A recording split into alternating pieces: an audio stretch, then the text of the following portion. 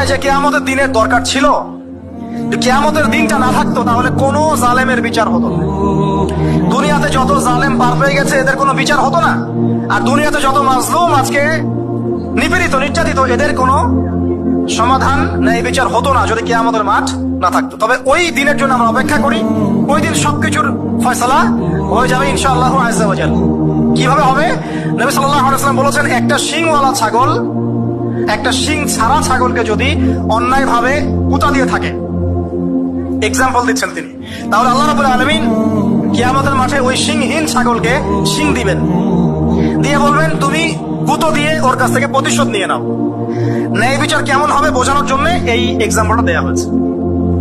বহু মানুষ দেখবেন যারা এখানে অনেক বড় বড় পদে ছিল, বড় বড় কর্তৃত্ব ক্ষমতা ছিল, কিয়ামতের মাঠে এতটুকু থাকে পিঁপড়ার মতো। স্পষ্ট হাদিস, পিঁপড়ার সমান।